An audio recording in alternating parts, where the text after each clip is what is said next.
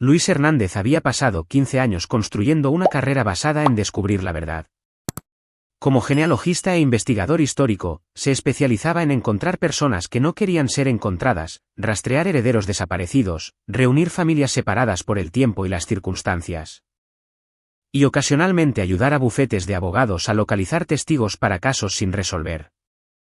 Trabajaba desde una modesta oficina en su casa de estilo colonial de 2 pisos en una zona residencial del Estado de México, rodeado de archivadores repletos de certificados de nacimiento, registros del censo y correspondencia de hace décadas. Su esposa, Carmen, solía bromear diciendo que él podría encontrar una aguja en un pajar si la aguja hubiera dejado un rastro de papel. Su vida era cómoda, si no extravagante. Carmen trabajaba como profesora de arte en una escuela secundaria, un trabajo que amaba a pesar del modesto salario. Su hija Natalia, de 16 años, cursaba el 2º año de preparatoria y tenía una lengua afilada y la mente analítica de su padre. Su hijo, Diego, de 9 años, era todo lo que Luis podría haber esperado en un niño, curioso, de buen corazón y siempre haciendo elaborados proyectos de manualidades que cubrían la mesa del comedor con pegamento y cartulina. La única sombra sobre su familia, por lo demás feliz, era Berta Ramírez. La suegra de Luis nunca lo había aprobado. Desde el momento en que Carmen lo llevó a casa hace 20 años, Berta dejó clara su decepción. Luis provenía de una familia de clase trabajadora de Iztapalapa. Su padre había sido fontanero y su madre trabajadora de cafetería. Se pagó la universidad con becas y préstamos estudiantiles, trabajando de noche en un centro de copiado para llegar a fin de mes. Para Berta, que se había casado con dinero de la vieja aristocracia mexicana, esto hacía que Luis fuera fundamentalmente inadecuado para su hija. Ya se le pasará, le había asegurado Carmen durante su compromiso. Pero 20 años después, Berta seguía siendo tan fría como siempre. Corregía la gramática de Luis en las cenas. Hacía comentarios mordaces sobre su humilde hogar. Compraba regalos caros a Natalia y Diego con etiquetas que decían, de la abuela Ramírez, nunca abuela y abuelo, porque el padre de Carmen, Héctor, supuestamente había muerto hacía 10 años de un ataque al corazón. Luis había aprendido a soportar las sutiles crueldades de Berta por el bien de Carmen. Su esposa trataba de mantener una relación con su madre a pesar del veneno de la mujer, aferrándose a los recuerdos de una infancia más cálida antes de la muerte de su padre. Luis lo entendía, la familia era complicada. Así que sonreía ante los insultos de Berta y mantenía la distancia cuando era posible. Pero últimamente, algo había cambiado. Los comentarios de Berta se habían vuelto más agudos, más personales. En el Día de Acción de Gracias, que celebraban por tradición familiar, había comentado en voz alta que Diego no se parecía mucho a los Hernández ni a los Ramírez. Había estudiado al niño con los ojos entrecerrados y luego se había vuelto hacia Carmen con una mirada de complicidad que hizo hervir la sangre de Luis. Carmen se había reído nerviosamente, pero Luis vio el dolor en sus ojos. 3 semanas antes de Navidad, Berta llamó con su citación anual para la cena de Navidad en su extensa casona en las lomas de Chapultepec. No era tanto una invitación como una orden de comparecencia. La hermana de Carmen, Rita, y su familia estarían allí, junto con el hermano de Berta, Sergio Bernal, y su esposa, Sandra. La Navidad de los Ramírez era un asunto formal, se requería ropa de etiqueta y se esperaba que los niños fueran vistos pero no escuchados. «¿Tenemos que ir?», preguntó Natalia cuando Carmen anunció los planes. Estaba tumbada en el sofá de la sala, supuestamente haciendo la tarea, pero sobre todo navegando en su teléfono. «Es tu abuela», dijo Carmen, pero a su voz le faltaba convicción. «Es mala con papá», respondió Natalia, «y últimamente está rara con Diego». Luis levantó la vista del registro del censo de 1940 que estaba examinando. «Puedo manejar a tu abuela, Nat. Es solo un día». Pero Diego había escuchado y se entusiasmó de inmediato. «Voy a hacerle a la abuela una tarjeta de Navidad especial», anunció. «Va a ser la mejor de todas. Tal vez si ve cuánto la quiero, sea más amable». A Luis se le oprimió el pecho. El optimismo de su hijo era a la vez hermoso y desgarrador.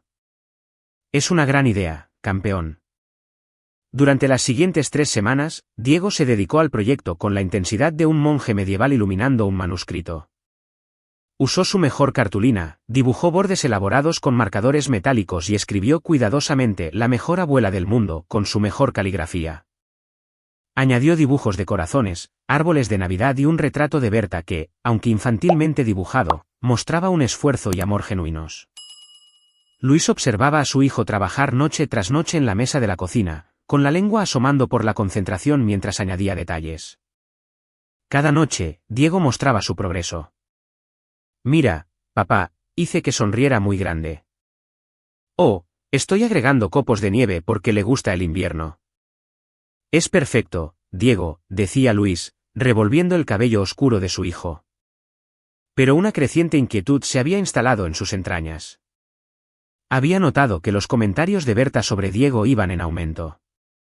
En la cena anterior, había llevado a Carmen aparte para una conversación en voz baja que terminó con su esposa llorando. Carmen se había negado a decirle lo que se dijo, solo que su madre estaba siendo difícil. La noche antes de Navidad, Luis encontró a Carmen llorando en su dormitorio. Sostenía un viejo álbum de fotos, imágenes de su padre, Héctor, un hombre de aspecto amable con ojos bondadosos y el mismo cabello oscuro de Diego. «¿Qué te dijo tu madre la última vez?», preguntó Luis suavemente, sentándose a su lado en la cama. Carmen se secó los ojos. «Dijo que Diego no se parece a ti». «Dijo que lo ha estado pensando durante años y está segura de que debo haber tenido una aventura». Su voz se quebró.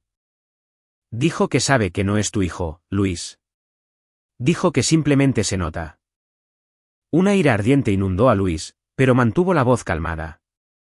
«Sabes que eso es una locura». «Lo sé». Carmen lo miró con los ojos enrojecidos. Pero ella no lo deja pasar. Sigue insistiendo, sigue haciendo estos comentarios.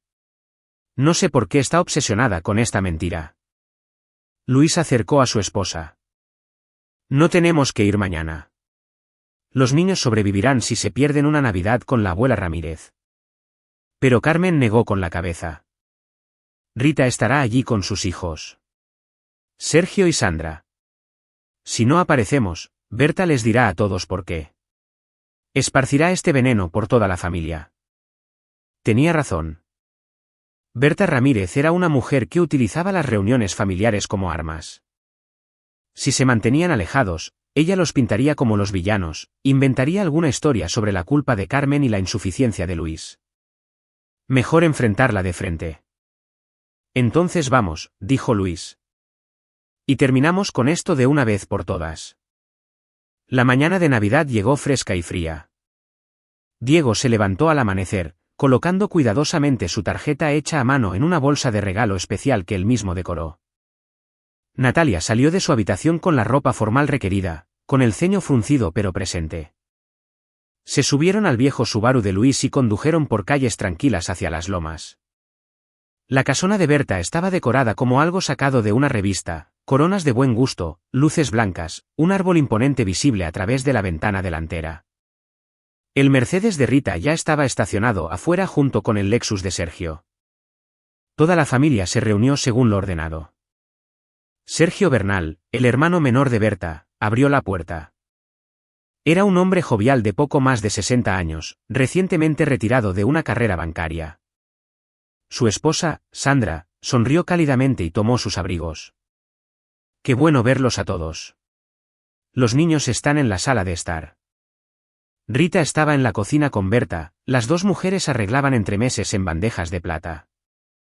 Los tres hijos de Rita, dos adolescentes y un niño de 7 años, ya rodeaban los regalos bajo el árbol como tiburones.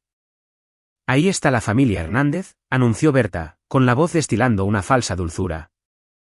Era una mujer atractiva para sus 65 años, alta y majestuosa con el cabello gris acero peinado en un elegante corte bob. Llevaba un vestido burdeos y perlas, cada centímetro la aristócrata de la Ciudad de México. Sus ojos barrieron a Luis con un desdén apenas disimulado antes de posarse en Diego. «Hola, abuela». Diego corrió hacia adelante, extendiendo su bolsa de regalo. «Te hice algo especial». Berta tomó la bolsa con dos dedos como si pudiera estar contaminada. «Qué considerado». La cena de Navidad transcurrió con una formalidad insoportable. Berta presidía la cabecera de la mesa, dirigiendo la conversación como un director al frente de una orquesta. Le preguntó al esposo de Rita, Jaime, sobre su bufete de abogados. Elogió el reciente trabajo voluntario de Sandra. Ignoró a Luis por completo, dirigiendo cualquier comentario necesario a Carmen. Después de la cena, se reunieron en la sala de estar para los regalos. Esta era la tradición favorita de Berta, la gran matriarca distribuyendo generosidad a sus descendientes. Siempre había dado regalos generosos, usando el dinero como una herramienta de control y favoritismo. Este año, tenía una pila de sobres de color crema en la mesa auxiliar. He decidido simplificar las cosas, anunció.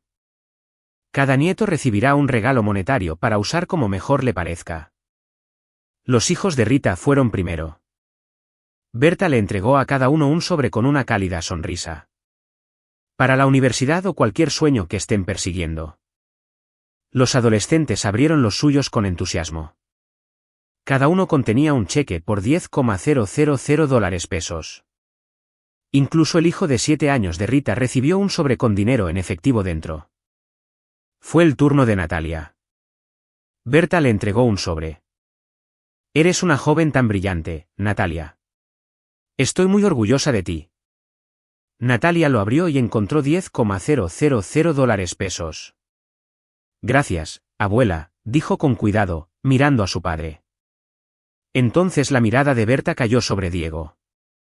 El niño dio un paso adelante con entusiasmo, esperando su sobre. La habitación quedó en silencio. Berta lo miró con ojos fríos y no dijo nada. Abuela, incitó Diego con incertidumbre. La voz de Berta fue de hielo. Los niños nacidos de aventuras no reciben nada. La habitación pareció congelarse. Luis sintió que Carmen se ponía rígida a su lado.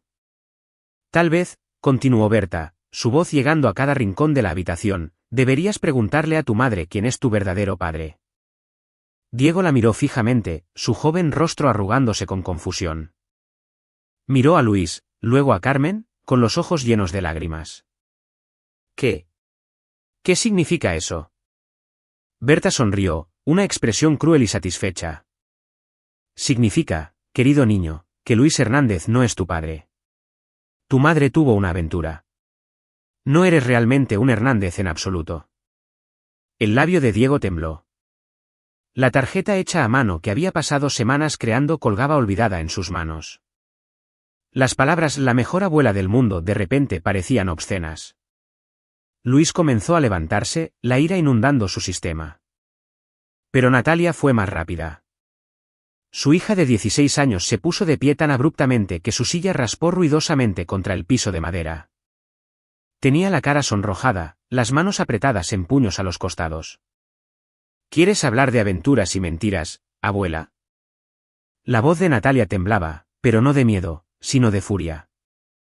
Entonces hablemos del verdadero secreto familiar. Hablemos de por qué el certificado de defunción del abuelo Héctor no existe. Hablemos de por qué no hay tumba, ni obituario, ni registro de muerte en ninguna parte. La habitación se quedó en silencio sepulcral. Todos los ojos se volvieron hacia Natalia, luego hacia Berta, cuyo rostro se había puesto blanco. ¿De qué estás hablando?, susurró Rita. Los ojos de Natalia nunca dejaron a Berta. Ayudé a papá con uno de sus proyectos de investigación el mes pasado. Estábamos buscando viejos registros del censo y documentos públicos, y sentí curiosidad por nuestro propio árbol genealógico. Así que busqué el certificado de defunción del abuelo Héctor. Hizo una pausa, dejando que el peso de sus palabras se asentara. No hay uno. De hecho, no hay registro de que Héctor Ramírez haya muerto en absoluto. Lo cual es realmente extraño, ¿no crees, abuela? A menos que en realidad no esté muerto. La máscara cuidadosamente compuesta de Berta se agrietó. No sabes de qué estás hablando. Eres una niña. Tengo 16 años. Lo suficientemente mayor para usar Internet. Lo suficientemente mayor para buscar registros públicos. Natalia sacó su teléfono. Incluso encontré algo interesante. Un Héctor Ramírez que coincide con la edad y la CURP del abuelo tiene una licencia de conducir activa. En Guanajuato. renovada hace solo 8 meses. Sergio Bernal se puso de pie lentamente, su expresión jovial desaparecida. Berta, ¿de qué está hablando? Luis sintió que las piezas encajaban en su mente. El mismo proceso analítico que usaba en su trabajo ahora aplicado a su propia familia. La falta de fotos del funeral. La forma en que Berta siempre había cerrado cualquier conversación sobre la muerte de Héctor. La tumba desaparecida. Había asumido que era dolor, el dolor de una viuda demasiado profundo para discutirlo. Pero las palabras de Natalia habían arrancado esa suposición, revelando algo mucho más oscuro debajo. Héctor no murió hace 10 años, dijo Luis en voz baja, su voz cortando el silencio conmocionado. ¿Verdad, Berta? El rostro de Berta se contorsionó de rabia y algo más. ¿Miedo? ¿Cómo te atreves a venir a mi casa y hacer estas acusaciones? Héctor tuvo un ataque al corazón. Está muerto y enterrado. Y si no puedes encontrar registros, es porque no eres tan bueno en tu trabajo como crees. Entonces, ¿dónde está enterrado?, preguntó Sergio, con voz dura. Nunca vi una tumba. Berta, dijiste que querías una ceremonia privada. Solo tú. Dijiste que era lo que Héctor quería. No tengo que dar explicaciones a ninguno de ustedes, la voz de Berta se elevó a un tono chillón. Fuera de mi casa. Todos ustedes. Pero nadie se movió. Rita miraba a su madre con horror naciente. Sandra tenía la mano sobre la boca. Jaime, el abogado, tenía su teléfono afuera, con expresión pensativa. Luis caminó lentamente hacia donde estaba Diego, congelado, con lágrimas corriendo por su joven rostro. Se arrodilló junto a su hijo y lo atrajo en un fuerte abrazo. Diego, escúchame. Soy tu padre. Lo he sido desde el día en que naciste. Tu abuela está mintiendo porque es una mujer cruel que quiere lastimar a la gente. Nada de lo que dijo es verdad.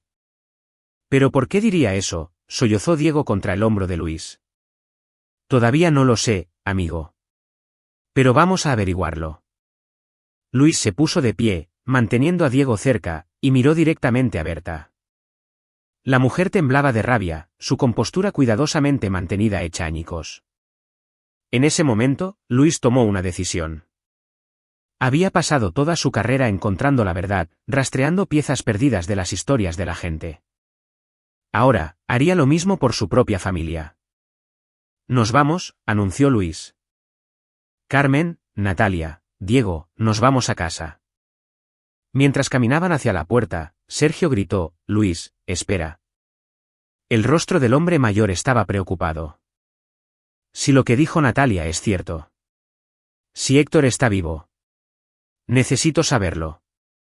Era mi amigo antes de ser mi cuñado. Hicimos el servicio militar juntos. Luis asintió lentamente. Lo averiguaré. Eso es lo que hago. En el auto, Carmen temblaba. No puedo creer que le haya dicho eso a Diego. No puedo creer que mi propia madre pudiera. Su voz se quebró. No se va a salir con la suya, dijo Luis con gravedad, arrancando el motor. Lo que sea que esté escondiendo, lo que sea que haya hecho, voy a averiguarlo. Y ella va a responder por lo que le dijo a nuestro hijo. Natalia se inclinó hacia adelante desde el asiento trasero y apretó el hombro de su padre. Siento no haberte dicho antes, papá. Solo encontré esas cosas hace 2 días y no estaba segura de qué significaban. Pero cuando atacó a Diego así. Su voz se endureció. ¿Se lo merecía? Lo hiciste bien, dijo Luis. Te enfrentaste por tu hermano. Te enfrentaste por todos nosotros. En el espejo retrovisor, podía ver a Diego acurrucado contra su hermana, todavía aferrado a su tarjeta hecha a mano. La Navidad del niño había sido destruida por la crueldad de una mujer vengativa. Pero Luis haría que esto se arreglara. Descubriría cualquier secreto que Berta estuviera escondiendo y se aseguraría de que enfrentara las consecuencias. Había construido una carrera encontrando personas que desaparecían. Ahora tenía el caso más importante de su vida, averiguar qué le sucedió realmente a Héctor Ramírez y descubrir por qué Berta diría una mentira tan viciosa sobre su propio nieto. La cacería había comenzado. El día después de Navidad, Luis se sentó en su oficina en casa, mirando la pantalla de su computadora. Carmen había llamado al trabajo para decir que estaba enferma, incapaz de enfrentar el mundo después del desastre del día anterior. Diego apenas había hablado desde que llegaron a casa, pasando la mayor parte del tiempo en su habitación con la puerta cerrada. Incluso Natalia, generalmente resistente, parecía conmocionada por la confrontación. Luis había dormido quizás 2 horas, su mente corriendo con preguntas. Ahora, impulsado por café negro y una ira justa, hizo lo que mejor sabía hacer. Empezó a indagar. El descubrimiento de Natalia fue el punto de partida. Un Héctor Ramírez con una fecha de nacimiento coincidente y la CURP correcta con una licencia de conducir activa en Guanajuato. Luis abrió la base de datos que usaba para el trabajo, ingresó la información y esperó mientras el sistema buscaba. Los resultados le cortaron la respiración. Héctor Ramírez, 72 años, residente en calle del Pedregal 147, San Miguel de Allende, Guanajuato. Facturas de servicios públicos a su nombre, impuestos a la propiedad pagados, un número de teléfono listado. Héctor Ramírez estaba vivo. No solo vivo, sino viviendo una vida normal 3 horas al norte de la Ciudad de México. Luis se reclinó en su silla, con la mente dando vueltas. Berta les había dicho a todos que su esposo murió de un ataque al corazón hacía 10 años. Hubo un funeral. Al menos, Berta afirmó que lo hubo. Les dijo a todos que era privado. Sin visitantes según los deseos de Héctor.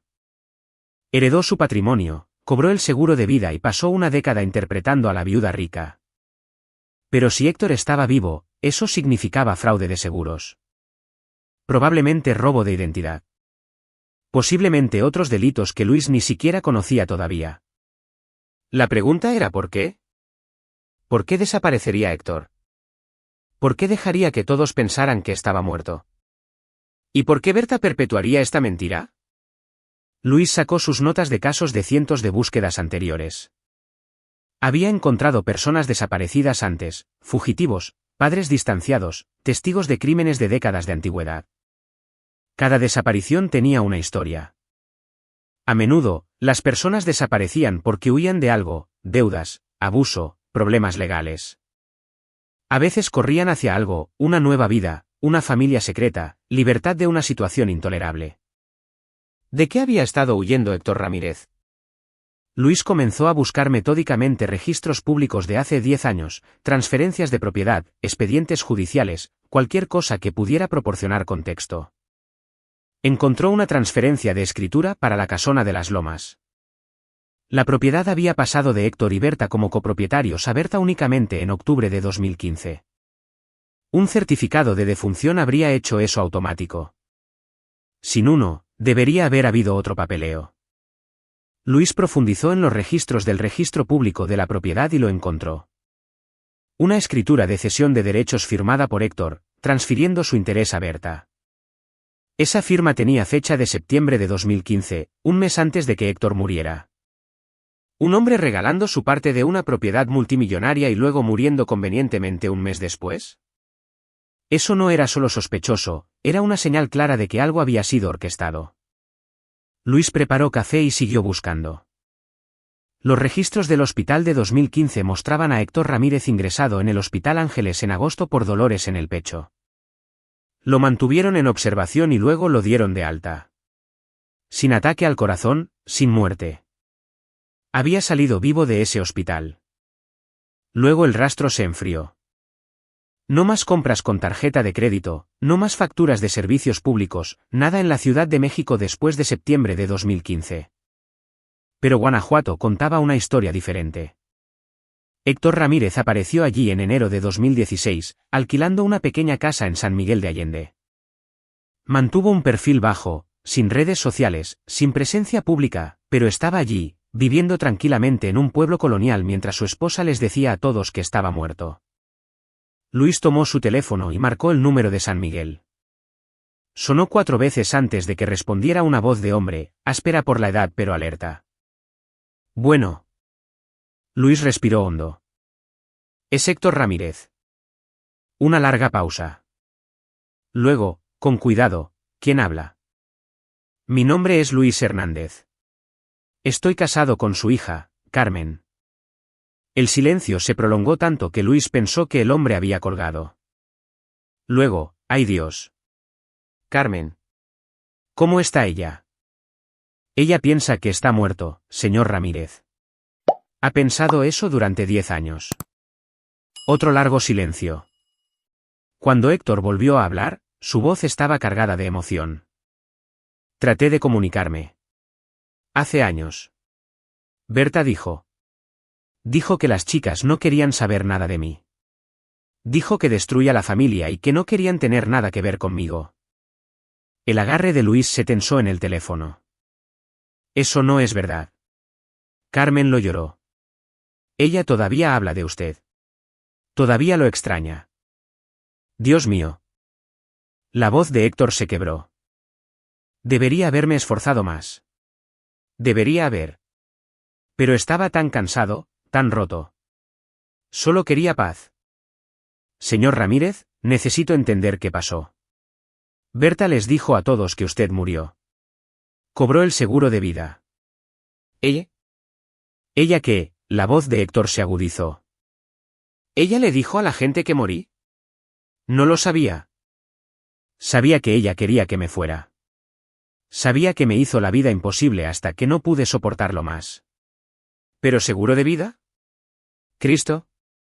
Debe haber falsificado mi firma en algo.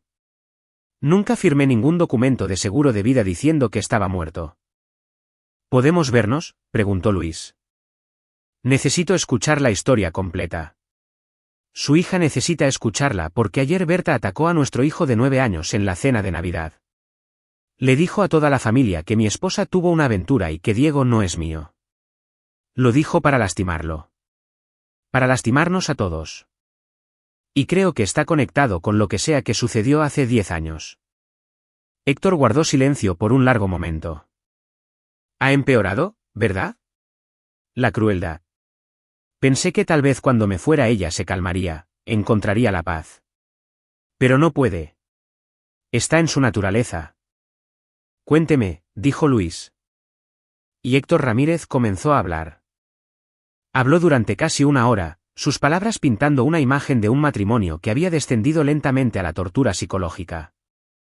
Berta siempre había sido controladora, pero después de que su padre murió y le dejó una herencia sustancial, se había vuelto imposible. Criticaba todo lo que hacía Héctor, lo menospreciaba frente a sus hijas, lo hacía sentir inútil en su propia casa. Tuvo aventuras, dijo Héctor en voz baja. Múltiples aventuras a lo largo de los años.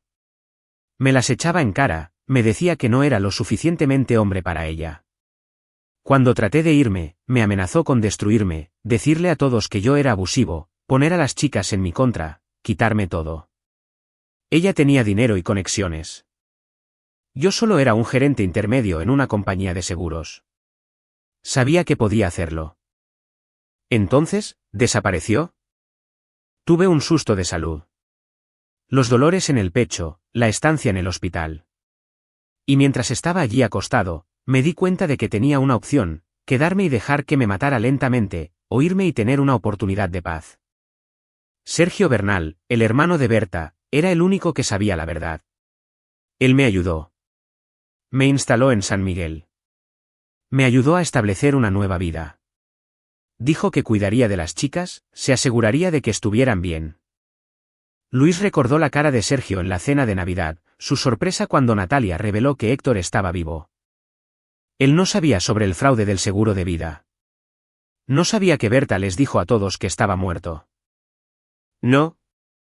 Teníamos un acuerdo.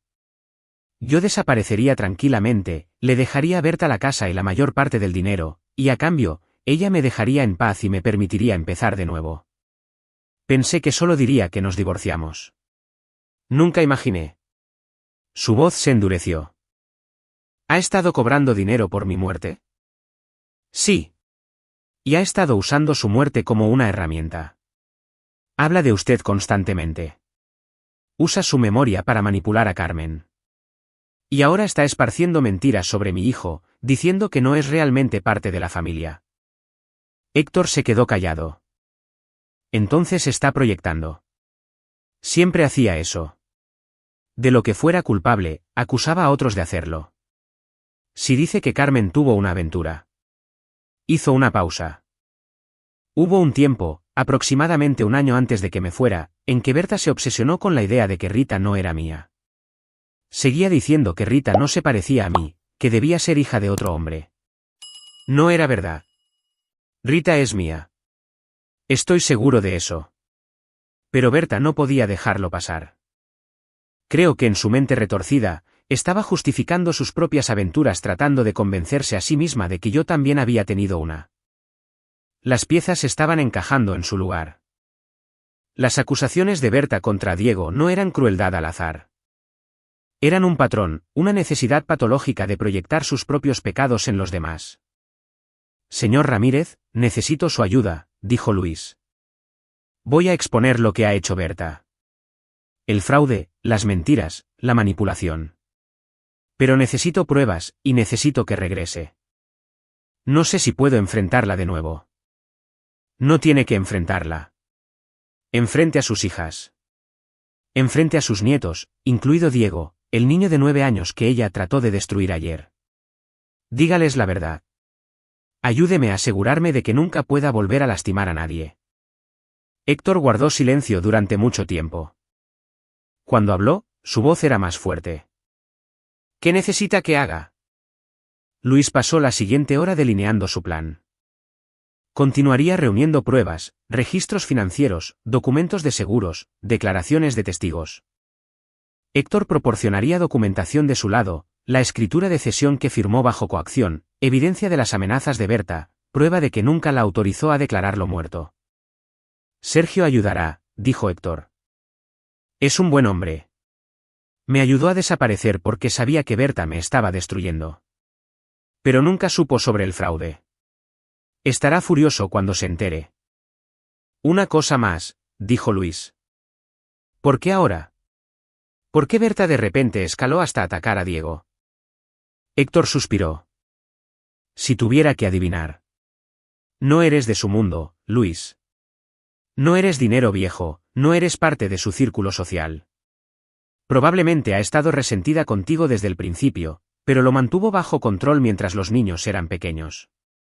Pero ahora Diego está creciendo, volviéndose más su propia persona. Y él es todo lo que tú eres, inteligente, amable, genuino. Eso es anatema para Berta.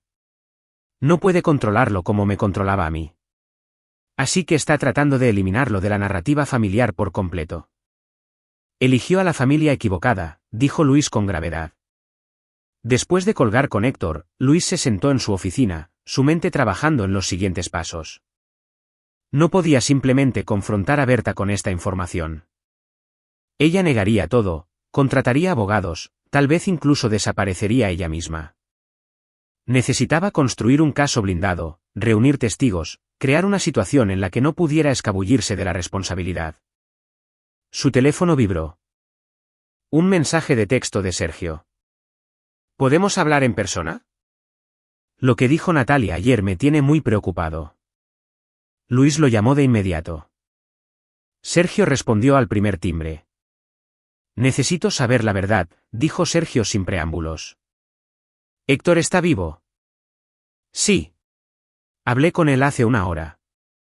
Está en San Miguel de Allende. Lo ha estado durante 10 años.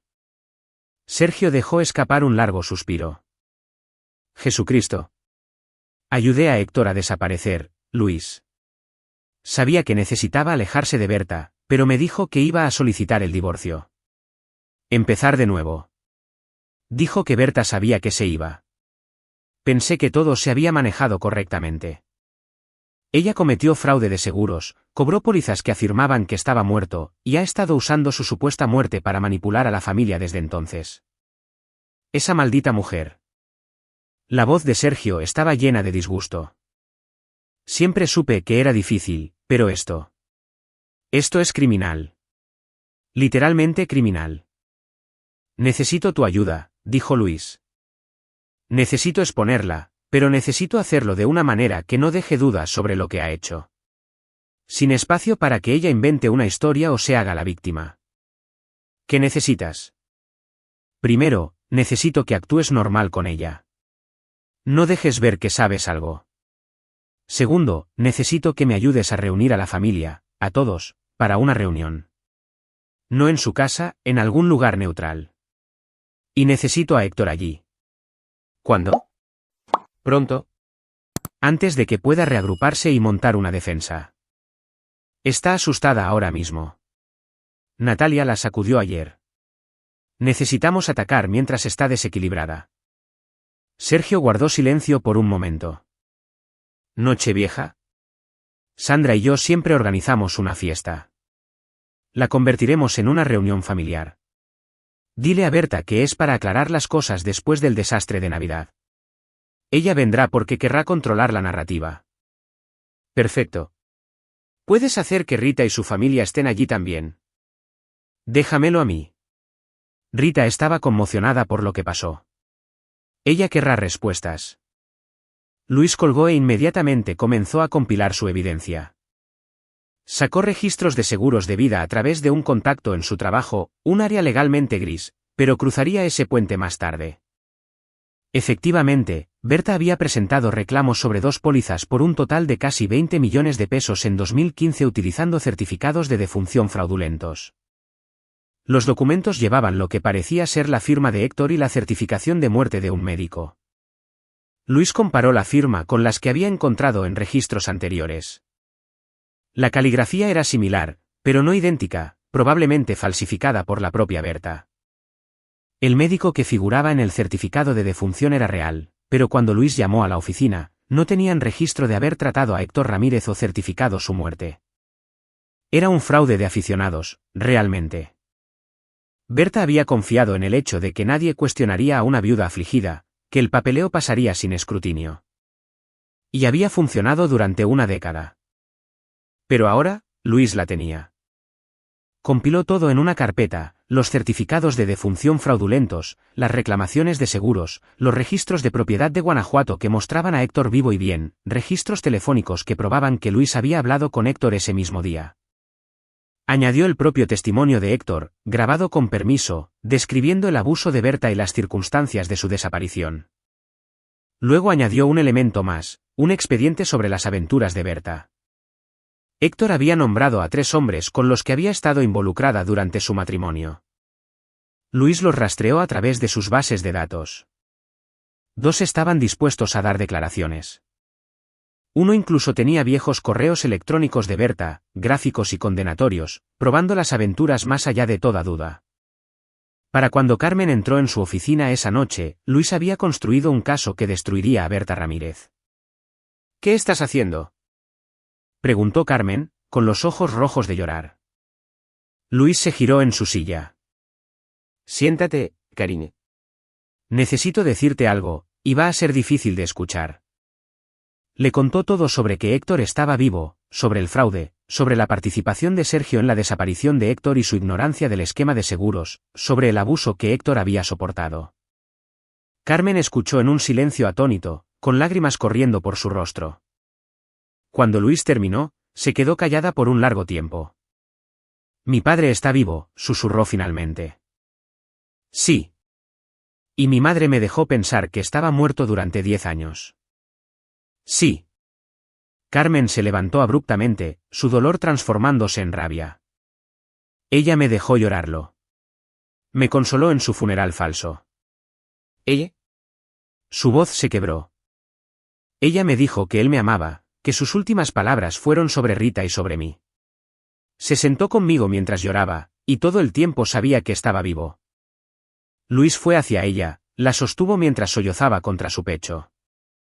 Vamos a arreglar esto. ¿Cómo? ¿Cómo arreglas esto? La exponemos. Les mostramos a todos exactamente lo que es.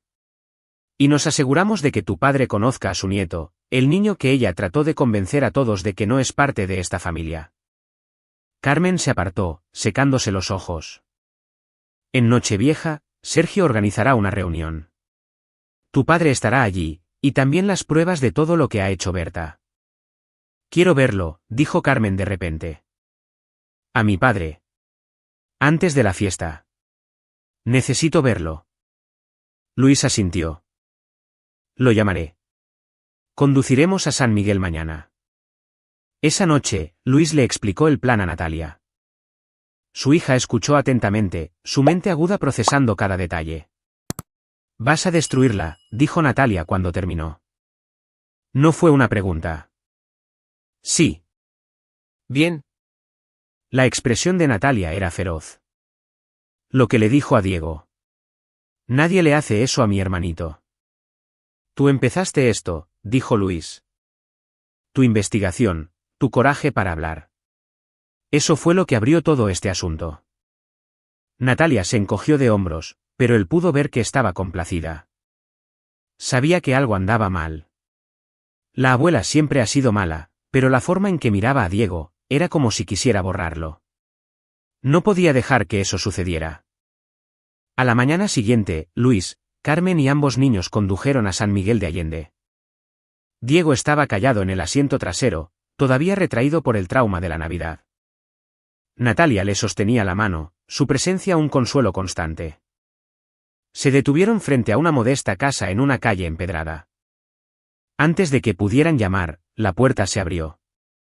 Héctor Ramírez estaba allí, mayor que en las fotos, pero inconfundiblemente el mismo. Sus ojos encontraron inmediatamente a Carmen, y ambos se congelaron.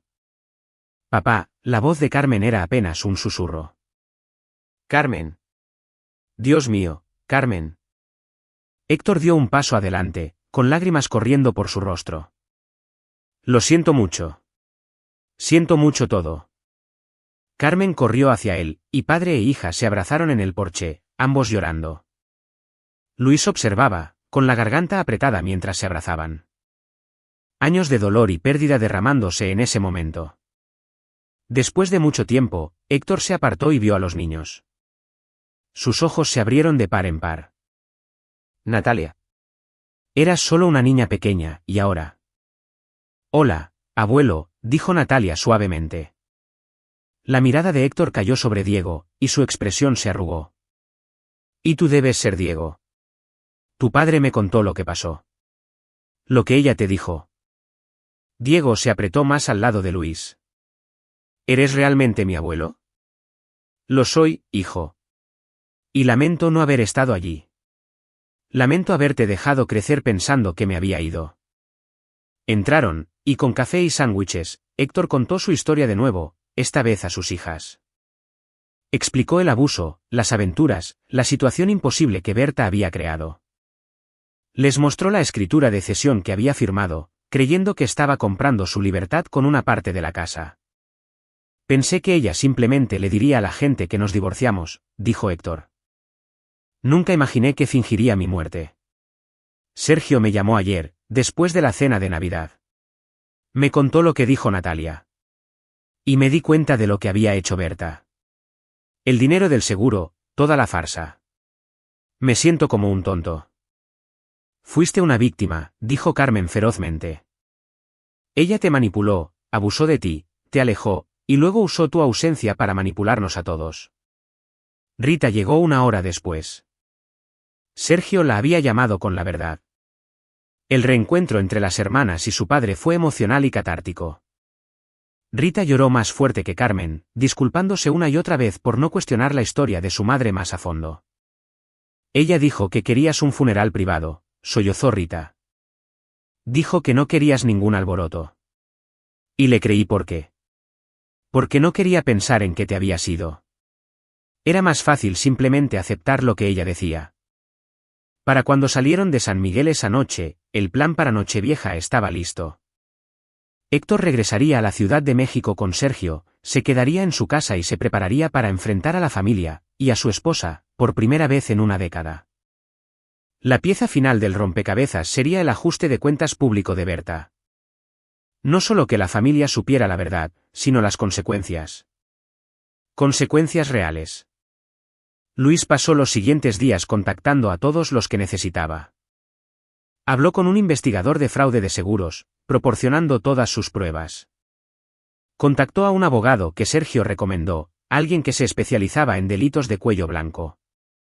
Construyó una línea de tiempo, documentó todo y creó una presentación que haría imposible negar la verdad. También hizo una cosa más, investigó las finanzas recientes de Berta. Si cometió fraude una vez, podría haber más. Y efectivamente, encontró irregularidades.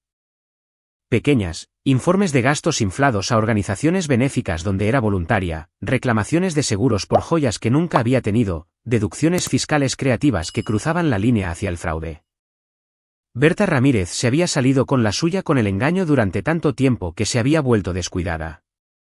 La mañana de Nochevieja, Luis recibió un mensaje de texto de Sergio. Todo está listo. Berta piensa que esta es una cena de reconciliación. Trae a su abogado. Un amigo suyo llamado Marcos Fuentes. Prepárense para que esté a la defensiva. Luis sonrió con gravedad. Que traiga un abogado. Que traiga 10 abogados. La verdad no necesitaba defensa. Esa noche, la familia Hernández se vistió con cuidado. Carmen llevaba un sencillo vestido negro, su armadura para la batalla que se avecinaba. Natalia eligió un atuendo azul que la hacía parecer mayor, más madura. Diego llevaba su mejor ropa, con su joven rostro serio. «¿Voy a ver al abuelo Héctor?», preguntó Diego mientras conducían a la casa de Sergio. «Sí», dijo Luis. «Y vas a ver algo más también. Vas a ver que la gente que hace cosas malas no se sale con la suya para siempre. La justicia puede tardar, pero siempre llega». La casa de Sergio era una casona moderna en Polanco. Elegante, pero menos ostentosa que la de Berta en Las Lomas. Cuando llegaron, Rita y Jaime ya estaban allí con sus hijos. Sandra los saludó cálidamente, aunque sus ojos estaban preocupados. «Berta está en la sala de estar», murmuró. «Ya está nerviosa. Sabe que algo anda mal». En la sala de estar, Berta estaba sentada muy erguida en el sofá, con su abogado, Marcos Fuentes, a su lado. Llevaba un traje color crema y sus perlas características, cada centímetro la matriarca digna. Pero sus ojos estaban cautelosos, moviéndose entre los miembros de la familia. «Así que», dijo fríamente cuando vio a Luis. «Toda la familia reunida. Supongo que todos se han estado envenenando unos a otros contra mí con mentiras y acusaciones».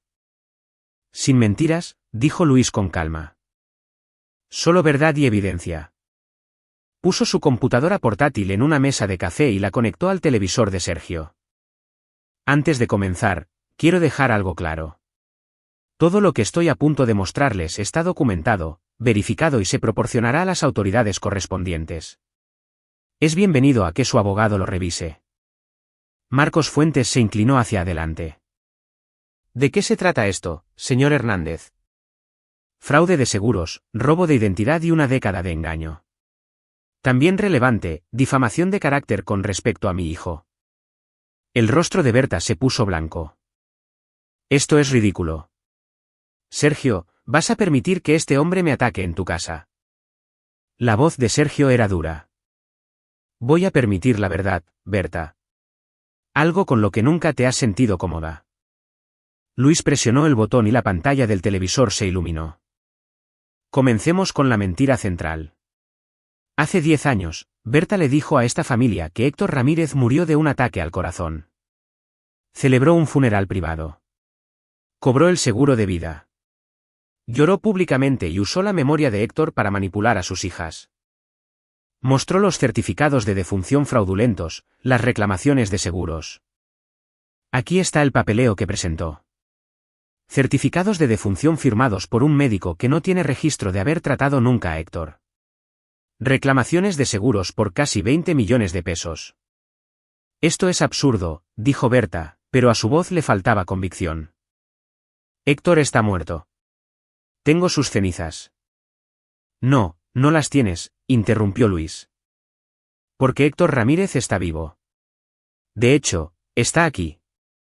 «¿Héctor?». La puerta del estudio de Sergio se abrió y Héctor Ramírez entró en la sala de estar. La reacción fue inmediata y dramática. Rita jadeó y se puso de pie. Sus hijos miraban conmocionados. Incluso Marcos Fuentes parecía atónito. Pero fue la reacción de Berta la más reveladora. No parecía sorprendida. Parecía atrapada. Sus ojos se abrieron de par en par, su rostro pasó de blanco a rojo y sus manos se apretaron sobre su bolso. Hola, Berta, dijo Héctor en voz baja. Ha pasado mucho tiempo. Berta se levantó abruptamente. No tienes derecho a estar aquí. Te fuiste.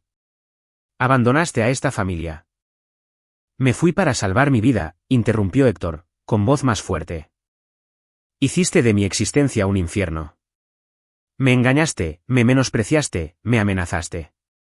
Cuando finalmente no pude soportarlo más, me hiciste firmar la cesión de la casa y prometiste desaparecer. Dijiste que le dirías a todos que nos divorciamos. En cambio, fingiste mi muerte y cobraste el dinero del seguro. Pruébalo, escupió Berta. Luis mostró más documentos. Aquí está la escritura de cesión que firmó Héctor, dándote la casa. Fíjate en la fecha, septiembre de 2015, un mes antes de que afirmaras que murió. Aquí está el testimonio de Héctor, grabado y notariado, describiendo las circunstancias. Aquí está la documentación de su vida en Guanajuato durante los últimos 10 años, registros de propiedad, declaraciones de impuestos, facturas de servicios públicos. Y aquí, mostró la pieza final condenatoria. Aquí hay una declaración del médico cuya firma aparece en los certificados de defunción. Nunca trató a Héctor. Nunca certificó la muerte de nadie. Su firma fue falsificada. Marcos Fuentes estaba pálido. Señora Ramírez, necesito hablar con usted en privado. No, la compostura de Berta se hizo añicos por completo. Esto es una trampa. Todos están conspirando contra mí. Héctor, diles la verdad. Diles que aceptaste esto. Acepté irme, dijo Héctor en voz baja. Nunca acepté morir. Nunca te autoricé a cobrar el dinero del seguro. Cometiste fraude, Berta. Y peor aún, usaste mi supuesta muerte para manipular a nuestras hijas durante una década. Carmen se puso de pie, con el rostro mojado de lágrimas. Me dejaste creer que mi padre estaba muerto. Me consolaste mientras lloraba. ¿Cómo pudiste hacer eso?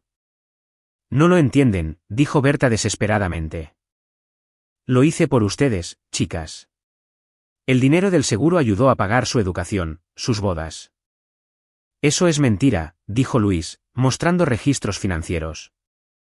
El dinero del seguro fue a tus cuentas personales. Lo gastaste en joyas, vacaciones, manteniendo tu estilo de vida. Tus hijas no vieron ni un centavo. Rita miraba a su madre con horror. Todas esas veces que hablabas de papá. Las historias que contabas sobre sus últimos días. Nada de eso era real. Y hablemos de tu última víctima, continuó Luis, su voz endureciéndose. El día de Navidad, le dijiste a mi hijo de 9 años que nació de una aventura. Lo humillaste públicamente a él y a su madre. Trataste de excluirlo de esta familia. ¿Qué? La boca de Berta se abrió y se cerró. Yo. Tenía preocupaciones. No tenías preocupaciones. Tenías crueldad. Luis mostró los documentos finales. Pero tu acusación nos dice algo sobre ti, ¿no es así? Según Héctor y estos testigos mostró declaraciones de 2 de los antiguos amantes de Berta, tuviste múltiples aventuras durante tu matrimonio. Proyectaste tus propios pecados en los demás. Primero, acusaste a Rita de ser ilegítima, según Héctor. Ahora estás haciendo lo mismo con Diego. Es un patrón de abuso psicológico. Esos hombres están mintiendo, chilló Berta. Tienen correos electrónicos, Berta. Tienen documentación. Y estaban dispuestos a proporcionar declaraciones a los investigadores. Marcos Fuentes se puso de pie. Señora Ramírez, le aconsejo encarecidamente que deje de hablar. Necesitamos discutir sus opciones legales de inmediato. Pero Berta estaba más allá del pensamiento racional. Se volvió hacia Luis, con el rostro contorsionado de rabia. Tú hiciste esto. Pusiste a mi familia en mi contra. Viniste de la nada. Te casaste por encima de tus posibilidades. Y ahora estás tratando de destruirme porque no puedes soportar que yo te haya calado. No, dijo Luis con calma. No te estoy destruyendo. Te destruiste a ti misma. Solo me estoy asegurando de que todos vean lo que realmente eres. Presionó un último botón. Mañana por la mañana, esta evidencia se entregará a las compañías de seguros que defraudaste, a la Fiscalía General de Justicia y al SAT. También he documentado tus otras actividades fraudulentas, reclamos de seguros falsos, irregularidades fiscales, malversación de fondos de caridad. Vas a enfrentar cargos penales, Berta. Vas a perder tu dinero, tu reputación y posiblemente tu libertad. No puedes hacer esto, susurró Berta, con toda la lucha drenándose de ella. Ya lo he hecho. Sergio dio un paso adelante, con el rostro duro. Berta, tienes que irte de mi casa. Ya no eres bienvenida en esta familia.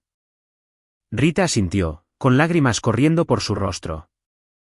Me dejaste llorar a mi padre durante 10 años. Estás muerta para mí ahora. Incluso Marcos Fuentes parecía disgustado. Señora Ramírez, tenemos que irnos. Ahora. Berta miró alrededor de la habitación, viendo nada más que condena en cada rostro. Su mundo cuidadosamente construido se estaba desmoronando y no quedaba nadie a quien manipular. Ninguna historia que pudiera inventar para escapar. Esto no ha terminado, dijo, con voz temblorosa. Lucharé contra esto. Yo. ¿Perderás?, interrumpió Luis. Porque la verdad es más fuerte de lo que tus mentiras jamás fueron. Berta recogió su abrigo y su bolso con manos temblorosas. Mientras caminaba hacia la puerta, Diego apareció desde donde había estado esperando en la habitación de al lado. La miró, con su joven rostro solemne. Ya no eres mi abuela, dijo Diego claramente. Las abuelas de verdad no lastiman a la gente. Fue el golpe final. El rostro de Berta se arrugó y huyó de la casa, Marcos Fuentes corriendo tras ella. En el silencio que siguió, Héctor caminó hacia Diego y se arrodilló. Tienes toda la razón, jovencito. Y espero que me des la oportunidad de ser el abuelo que te mereces. Diego lo estudió seriamente, luego asintió. Está bien. Pero tienes que prometer no desaparecer de nuevo. Lo prometo, dijo Héctor, con la voz cargada de emoción. No voy a ir a ninguna parte. El resto de la víspera de Año Nuevo se pasó no en celebración, sino en sanación. Héctor y sus hijas hablaron durante horas, reconstruyendo puentes que Berta había quemado. Sergio compartió historias del pasado, llenando vacíos en la historia familiar. Los hijos de Rita conocieron a su abuelo por primera vez, tentativos pero curiosos. Luis se sentó con Carmen en el porche trasero de Sergio, mirando a través de la ventana mientras Héctor jugaba un juego de mesa con Diego y Natalia. Nos salvaste, dijo Carmen suavemente. Salvaste a nuestra familia. Solo expuse la verdad. Tu padre es el que ha estado esperando una oportunidad para volver a casa. Pero tú le diste esa oportunidad. Construiste el caso, reuniste las pruebas, orquestaste todo. No tenías que hacer eso. Luis la acercó. Sí, tenía que hacerlo. Nadie lastima a mi familia y se sale con la suya. Y Berta nos lastimó a todos, pero especialmente a Diego. No podía dejar que eso quedara así. ¿Qué pasa ahora? Con ella, quiero decir. Las compañías de seguros demandarán para recuperar el dinero, más multas. Es probable que el Estado presente cargos penales, fraude de seguros, presentación de documentos falsos, posiblemente evasión de impuestos. Perderá la mayor parte de su dinero en honorarios legales y restitución. Y enfrentará tiempo en la cárcel, probablemente unos años como mínimo. Bien, dijo Carmen ferozmente. Luego, más tranquilamente, ¿es eso terrible? ¿Qué quiera que mi propia madre vaya a la cárcel? No. Porque la mujer que cometió esos crímenes no es realmente tu madre. Tal vez nunca lo fue. La verdadera Berta es la que abusó de tu padre, fingió su muerte y trató de destruir el sentido de pertenencia de nuestro hijo. Esa persona merece castigo. Adentro, Diego se rió de algo que dijo Héctor, su rostro iluminado con genuina alegría. Era la primera vez que Luis veía a su hijo sonreír verdaderamente desde Navidad. Eso es lo que importa, dijo Luis, asintiendo hacia su familia. No la venganza, no el castigo. Solo volver a esto. A estar juntos, a estar completos. Pero incluso mientras lo decía, Luis sintió una profunda satisfacción. La justicia no se trataba solo de castigo. Se trataba de responsabilidad, de garantizar que las personas que causan daño enfrenten las consecuencias. Berta había pasado décadas manipulando a la gente, usando el dinero y la posición social como armas, aplastando a cualquiera que se interpusiera en su camino. Ahora aprendería lo que se siente ser impotente. 3 meses después, Luis estaba sentado en una sala del tribunal mientras Berta Ramírez se paraba ante un juez. Había perdido peso, su ropa elegante le colgaba suelta y su compostura cuidadosamente mantenida había desaparecido. Marcos Fuentes se había retirado como su abogado después de revisar las pruebas. Su nuevo abogado, un defensor público de aspecto acosado, le había aconsejado que aceptara un acuerdo de culpabilidad. Berta se había negado. Había insistido en un juicio, segura de que podría inventar una historia, encontrar un jurado compasivo, escapar de alguna manera de la responsabilidad.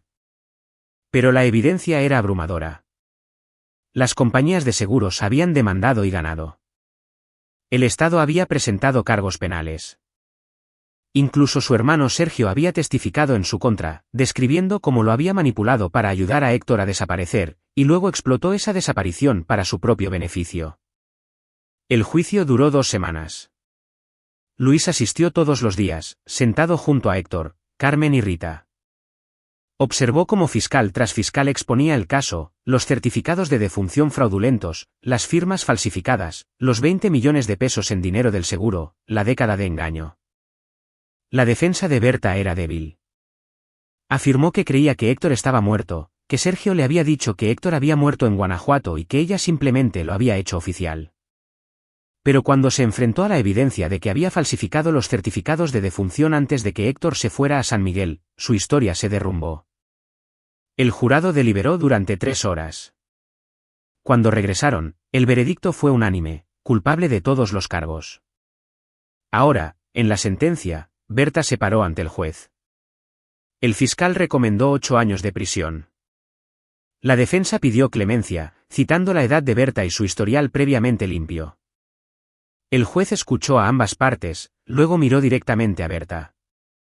Señora Ramírez, cometió una serie de fraudes calculados durante un periodo de años.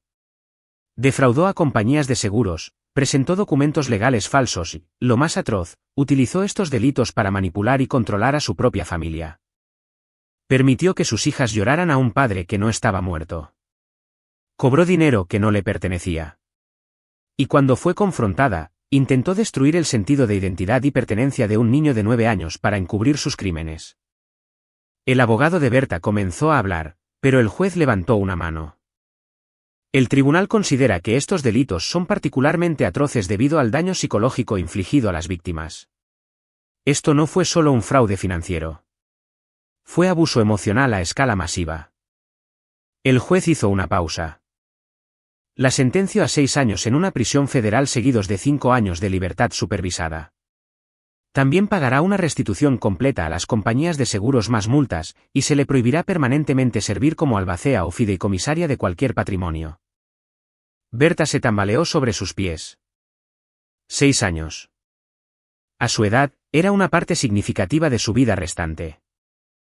El alguacil se movió para escoltarla, y los ojos de Berta recorrieron la sala del tribunal por última vez. Aterrizaron en Luis. Por un momento, sus miradas se cruzaron. Luis vio odio allí, pero también algo más, un reconocimiento naciente de que finalmente había conocido a alguien que no se dejaría manipular, que no retrocedería, que había igualado su movimiento jugada tras jugada y ganado. Luego se la llevaron, y todo terminó. Fuera del juzgado, los reporteros pululaban. El caso había atraído la atención de los medios como una historia escabrosa de fraude de ricos y traición familiar. Luis los ignoró, caminando con su familia hacia donde Sergio había estacionado.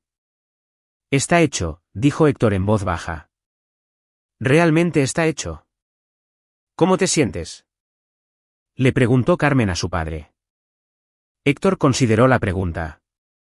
Me siento libre. Por primera vez en 20 años, me siento libre. Esa noche, la familia extendida se reunió en la casa de Luis y Carmen, algo que habría sido impensable 6 meses antes. Héctor estaba allí, ahora viviendo en un pequeño departamento en Coyoacán, cerca de sus hijas. Sergio y Sandra vinieron, trayendo su calidez y su pesar por no haber visto antes el engaño de Berta. Rita y Jaime trajeron a sus hijos. Y lo más importante, Diego estaba allí, ya no confundido ni herido, sino rodeado de un abuelo que lo adoraba, primos que lo incluían y una familia que finalmente había sido purgada de su veneno. Se sentaron alrededor de la mesa de la cena, pasando platos y compartiendo historias, construyendo nuevos recuerdos para reemplazar los que Berta había manchado. En un momento, Diego desapareció y regresó con un gran rectángulo de cartulina. «Abuelo Héctor, te hice algo», dijo Diego tímidamente. Era una tarjeta, elaboradamente decorada con marcadores y pegatinas, tan ornamentada como la que había hecho para Berta. Esta decía, «El mejor abuelo del mundo», en letras cuidadosas. Héctor la tomó con manos temblorosas, con los ojos llenos de lágrimas.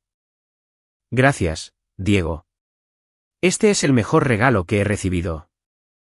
Luis vio a su hijo sonreír con orgullo. Vio a su esposa sonreír a través de lágrimas de felicidad. Vio a una familia que había estado rota finalmente volverse completa. Se había hecho justicia, no solo en un tribunal, sino aquí en este momento, en esta casa llena de gente que se amaba honestamente.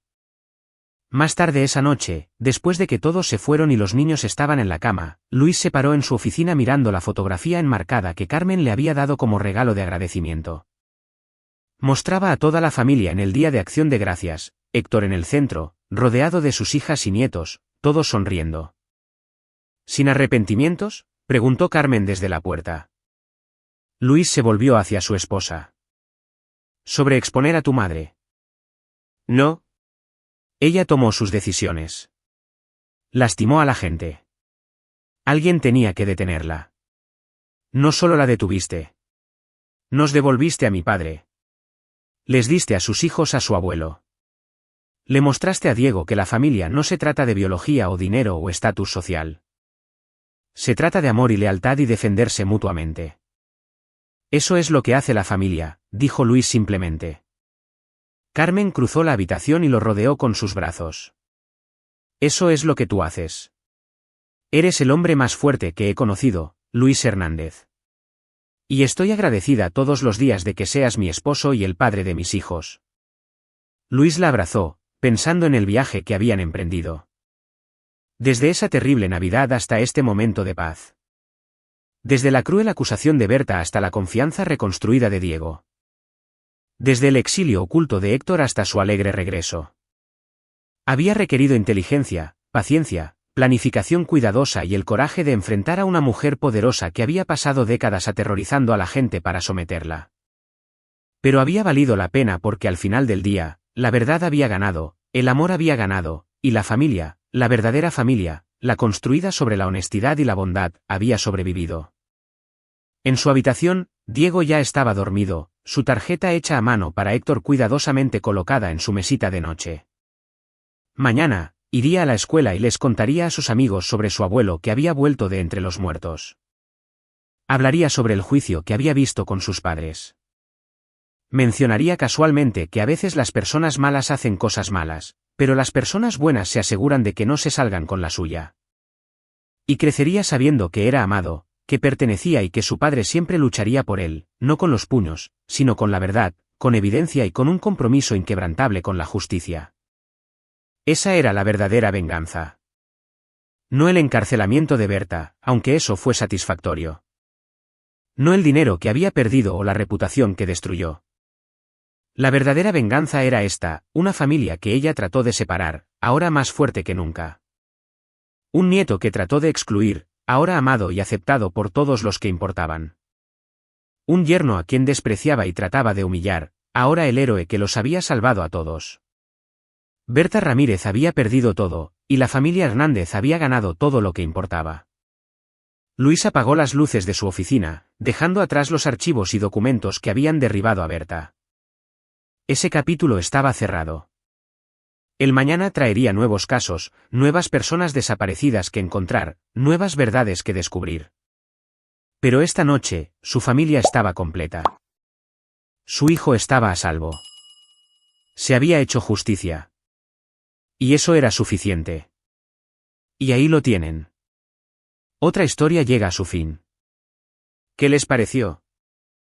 Me encantaría escuchar sus pensamientos en los comentarios a continuación. Si disfrutaron de esta historia, consideren unirse a nuestra comunidad suscribiéndose.